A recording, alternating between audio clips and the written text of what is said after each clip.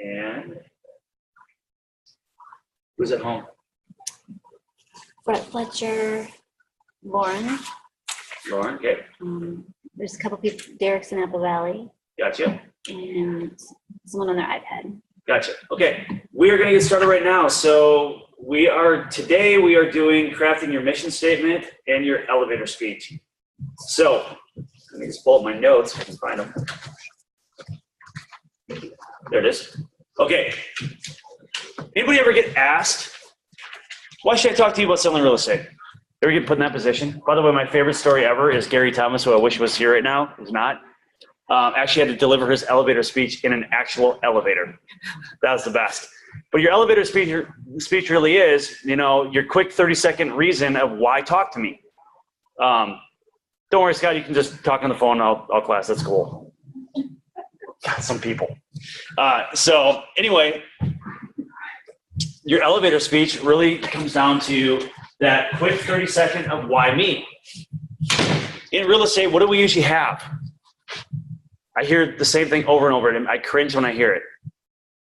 How many years of experience I have and how many houses I sell. Do you think that resonates with anybody? Very, very rarely does it. So whoever's familiar with Simon Sinek's work, it's excellent. But what we do in real estate, we always want to start with what we do. We sell real estate. We sell houses, and we sell a lot of them. That's how we want to. We've been doing it for 15, 20, 30 years. We want to start with that. Everybody in the room knows what they do. You guys all know you sell real estate. I'd say probably half the people in the room might know how they do it. And probably one, if we're lucky, will know why they do it. Your mission statement should really start with why. When you're describing to the consumer of why you, the question is, why do you do what you do? Secondarily,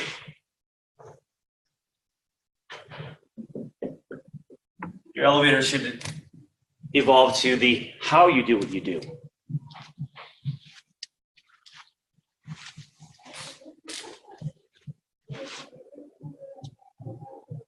And lastly, what you do.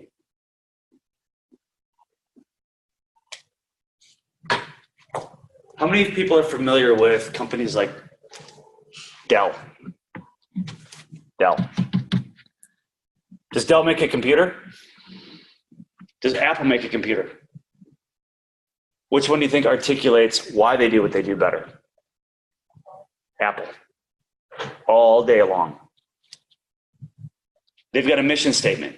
And at the end they go, yeah, also we make pretty good computers, you should buy one. Versus starting out with, we're Dell, we make great computers, do you want to buy one?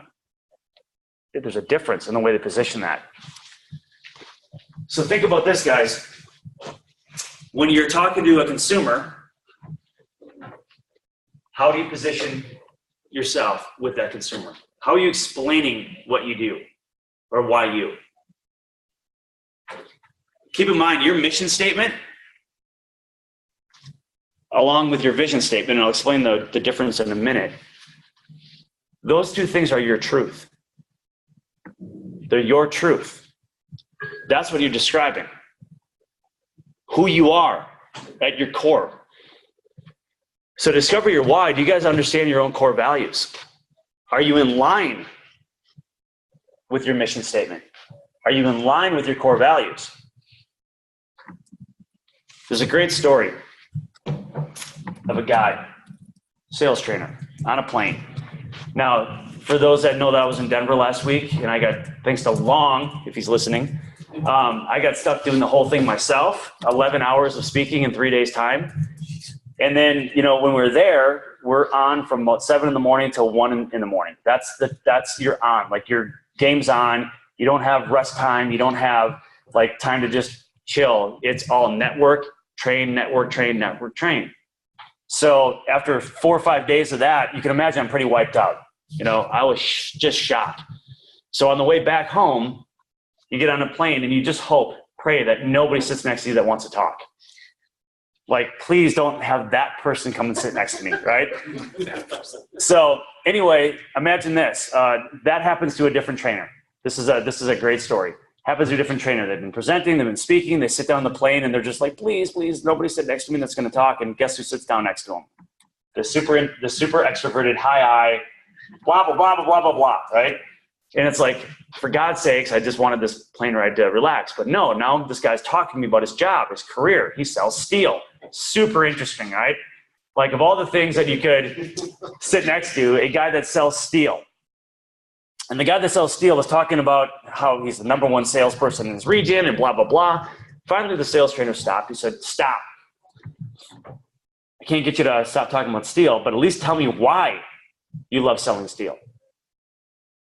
And the guy couldn't answer. I don't know. I mean, no one's ever asked me that before. So in a series of questions, what was revealed that he loved his company. He loved his company because this particular type of steel was the most environmentally friendly. It left the lowest carbon footprint. Everything he described had nothing to do with selling steel. And the sales trainer looked at him and said, do you realize that if you went to a different company, you would fail in a month? And the man looked at him and said, well, what are you talking about? You don't love selling steel. You're an activist at heart. The steel you sell will help you live that activism. It's part of your passion. Actually, in this guy's case, it might have been part of his obsession. But the point is, his internal core values were in line with what he was doing. And that's why he was succeeding. So when somebody asks you, what do you do? And you say, I sell houses. Does that connect with your core values? Does your mission in real estate connect with your core values? Are you in line with that? So, something to think about, food for thought. Where am I now? So your mission statement really is why you do and partly how you do what you do. Your vision statement really comes down to, after 10 years or 15 or 20 years, what great impact have you made on the world? What do you want to accomplish in that mission? Your elevator speech can kind of include both. But realistically, if it doesn't explain who you are and why you do what you do, it's not going to resonate with people. Are we in a people business? Do people want to be sold? No, people want to align with people that they connect with. It's a relational business.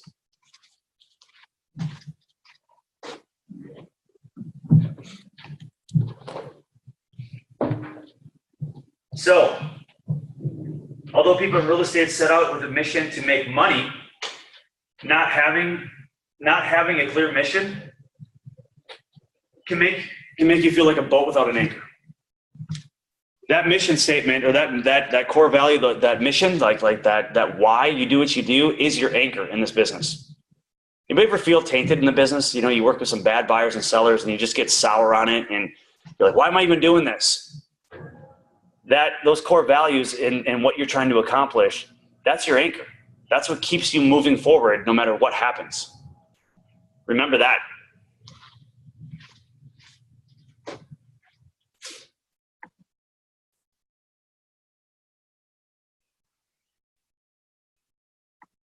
So, a good mission statement can take a business that is doing good to one that has significance. Dell does good. They're profitable. They make computers. But the question is, do they have significance like Apple does?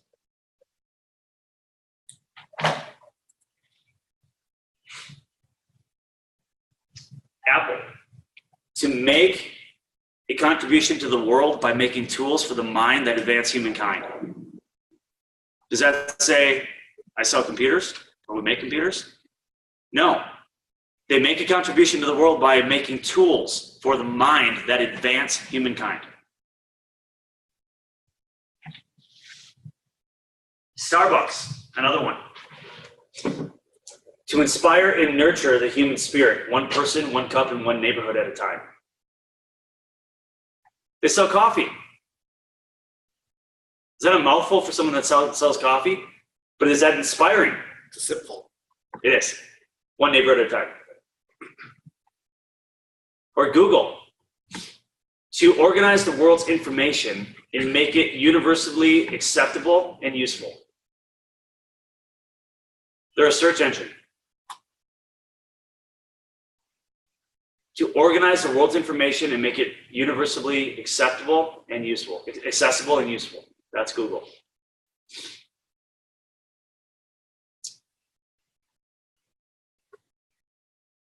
So when people connect to your mission, to your why,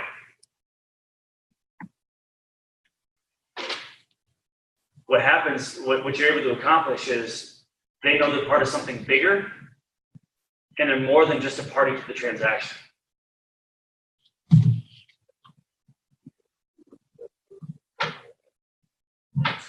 Now, part of having an elevator speech, part of having a mission statement, a vision statement, part of all of this, it creates a brand for you.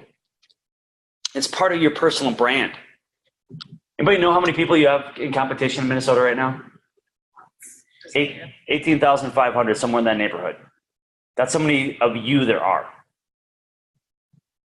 All of them say, I sell houses. You guys remember the pre-crash days when everybody was number one? That's all you heard about is, I'm the number one realtor. And you'd see 55 people say they're number one. How do you have 55 number ones? But it was the time of the ego generation.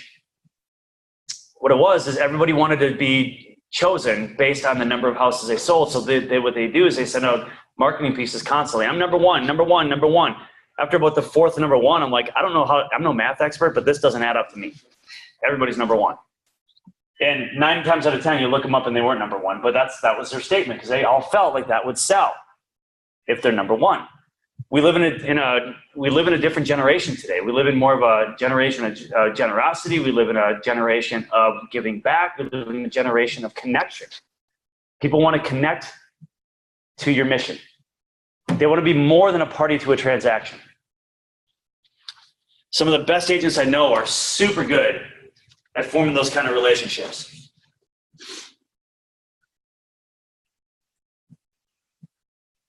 Your vision should also bring you clarity and purpose. Anybody ever feel like there's a couple shiny objects out there in the real estate industry right now? Like you should do this, you should do that. How about this? When you're not doing this, you should be doing that. There's a million things to chase right now. Have a clear understanding of who you are and what you're not makes it so much easier to navigate that. Who your ideal client is. Anybody ever feel like they're not in line with the client? So I've had those clients that all they really want to do is just hose somebody over or just put the screws to somebody, or their intentions are not good. They want to buy a house, but they want to cause pain in the process. I'm not in line with those people. Investors that want to, really just, put lipstick on a pig and sell a product that's going to fail and they know it's going to fail. I'm not in line with that. I don't want to work with them. So understanding your own core values, understanding your mission statement. If it's just to make money, you're going to be like a weed in the wind. You'll go to every shiny object and every opportunity. Mark, can I ask you a question on that? Yeah. It's always been the standard to have 4 pillars of business. Mm-hmm.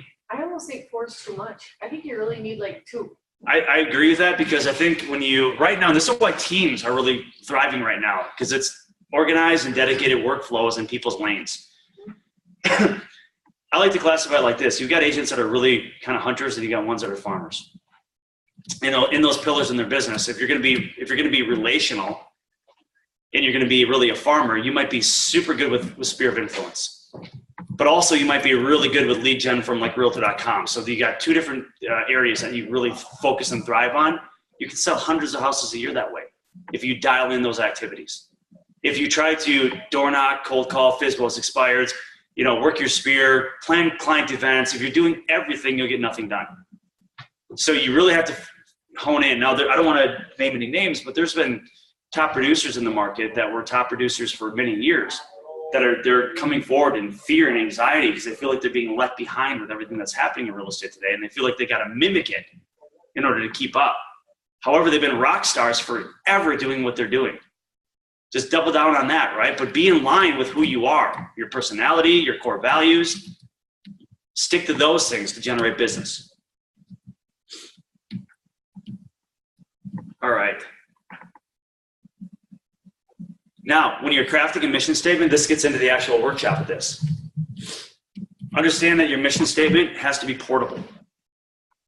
If it's a mouthful that you can't remember, it's not going to have impact. Make it portable, like the Google one I just read, right? Do you agree that it should be less than 60 seconds? Yeah, you want to make it less than 30. You want to make it a sentence or two. It's got to be able to state those kind of things with removing all unnecessary language, or you'll never remember it. I'm going to give you a couple more examples. Facebook's. To give people the power to share and make the world more open and connected. That's Facebook's mission statement. Coca-Cola. To refresh the world, to inspire moments of optimism and happiness, to create value and make a difference. Walmart, one of my favorites, by the way. We save people money so they can live better. That is so simple.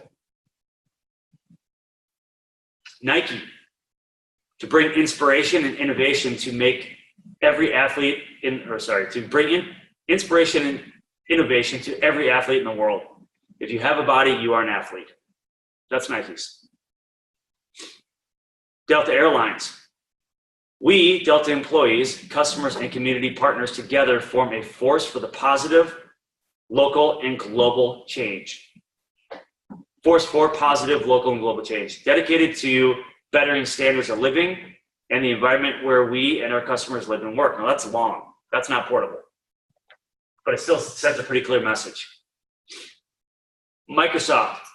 Our mission is to empower every person and every organization on the planet to achieve more. So, let's think about this in crafting and real estate. We sell houses. Starbucks serves coffee. Google's a search engine. Delta's an airline. Is their mission statements focused around flying people around the world or serving coffee? No, it's the impact that they're trying to create. I don't expect today you're going to walk out of this room with a clear mission statement. That's probably not going to happen. But I'm hoping that after today, you guys will put some real time and thought into this and really research how you want to position yourself with this. So to form a mission statement, it does need to be portable. The other thing you need to do is write it down. Write it down. This is just killing me because I wanted to be here so bad. But you have to be so careful about what you put out, because for years I claimed that my value and my mission statement was getting sellers top dollar for their property. Right. Guess what I attracted? Greedy Yes. people that just, I just attracted everybody that wanted to overprice their home. Yep. Who wouldn't take the first offer. Right. Oh my God. That's Right. why I'm here. That went. I tore it up and threw it away. And see, this really comes back again into what's in alignment with your core values, right? So if your core values are, and I've seen great agents, like their core values really are to improve families' lives. And again, why do we sell houses? We don't sell houses because we just love to move. Whatever that pain point we're trying to solve, whatever that problem we're trying to fix, whatever that betterment of life is in that move, that's what we like to speak to. If it's all about the money, you're going to attract people that are all about the money. And if you're an agent that's all about the money, you're not going to resonate well with people. It's got to be more than money. And that's going to be rule number one. So write it down. Write whatever your why is, write it down. Remove all non-essential wording. And ask the three most important questions. Is it memorable? Is it brandable? And does it excite you? Don't just give a mission statement that you think people want to hear. It has to connect to you.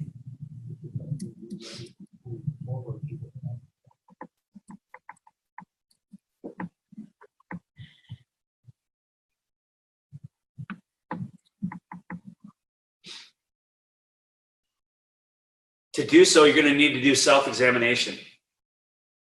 You'll need to dig deep into three core questions. How are you wired up for success? what really motivates and drives you?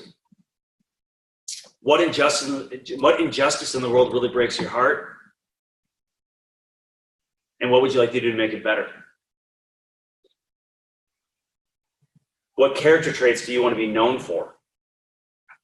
And when those three answers really intersect, you'll start seeing more clarity on what your core values really are. Yep. So how are you wired up for success? What drives you? What motivates you? What injustice is there in the world that breaks your heart that you'd like to make better? And what character traits do you want to be known for? So someone's hand go up. Who's that? Tony, was you? Yeah, I was just going to ask you to repeat. Oh, gotcha. This will help you on the path of discovering really what your core values are. Now, to really discover your why, there's more to that. I'm going to suggest buy the book, Simon Sinek's book, Start With Why. It's on Audible. Remember, there's 2 different books that he has. Get the one that is Find Your Why, not Start With Why. Find Your Why is the book you want. Start With Why is how to position it. But Find Your Why is an excellent book. And to do so, what you really need to do is it's a little bit of a painful process. In coaching, we've had people in tears. I can't tell you how many times I've had people crying, grown men crying on the phone, exploring this question. Because your why is going to come out of, some of the most impactful moments of your life. Impactful both in good ways and, unfortunately, some bad ways. Some things that happen to you that have shaped you, both good and bad. And I've seen people break down in tears. When you used to ask people their why, I sell real estate because I want to make a lot of money. I sell real estate because I want flexibility. No, you don't.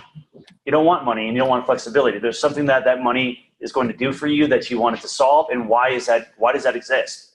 And you start digging deep and figuring out that, they grew up in really poor households and their parents were alcoholics and they lost their house when they were a kid, or their parents were divorced. They don't ever want their family to go through something like that.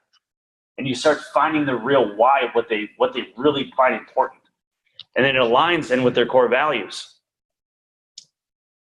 and what impact they want to leave on the world. All that intersects, you can start forming a pretty powerful mission for yourself. And when that elevator speech is granted, why should I work with you? Your answer starts to change. A, because you know it, you've written it down, you've crafted it, but more than that, you believe in it.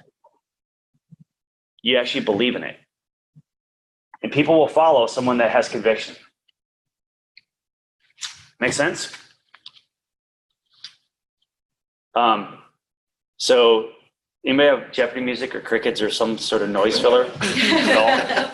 I need a noise filling app on the phone. Silence filling app. Should have that next time. Yeah, next time we're going to need that. All right.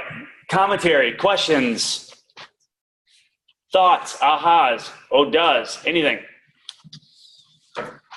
Those 3 questions asked yourself are just fantastic. Yeah. Good. Maybe ask before we go to bed, just to kind of vent about your day, your positives, your negatives about the day, and how you can fix them. And I'll tell you something, when you're really finding your why, you need a partner. You don't do it on your own all the time. And I'll tell you what, don't use a spouse or somebody you're close to, because what happens when you start talking about those impactful moments, they start picking up things that you don't see. They start seeing things in the narrative of what you keep saying that you aren't even aware of. So the 2-step process really is get the book, find your why, and then find a partner to help you discover it. It's like a 10-step process to do it. So for newer agents, how do you compete with that years of experience? I'll tell you what, I'm never scared of years of experience. I've had first-year agents. In fact, they're in the room right now that have crushed experienced agents on listing presentations, buyer appointments. You know why? Because what they did is they focus on the person and they build a connection. I don't need to compete on metrics. I don't need to compete on how many houses were sold or years of experience. What I need to do is ask the right questions, connect right. And when that happens, I can't tell you how many times I sold houses on a napkin. No listing presentation, no formalized marketing plan. In fact, she was there for this one.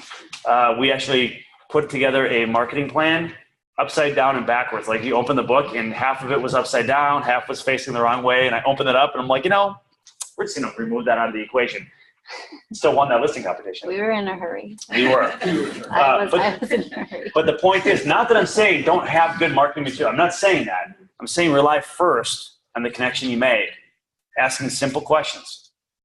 You know, and what I mean by simple questions and good questions, you know, asking them again why they want to move, what's important to them, what are they trying to accomplish, what are they trying to solve, what are they worried about, what's their biggest fear, how do they see the transaction going forward, what would they like to see happen during the transaction. Get them talking. Do you connect better with people when you're talking at them or listening to them? Listening. Listening. So I have these buyers that know that they need to move and we're under contract and the house is going to come out on the market at the end of June. But the wife is going through a lot of emotional because, you know, they've been there the last 20 years and she's going to be done with, she's going to go into retirement next year, moving to Seattle. And so I'm just trying to like really help her, but I don't really know how to. Sometimes helping them is just being there to let them vent and suggest things at the right time. But more than anything, they're looking for someone to lean on emotionally. That's just what happens. Mr. Welsh, how's it going? All right, what time we got?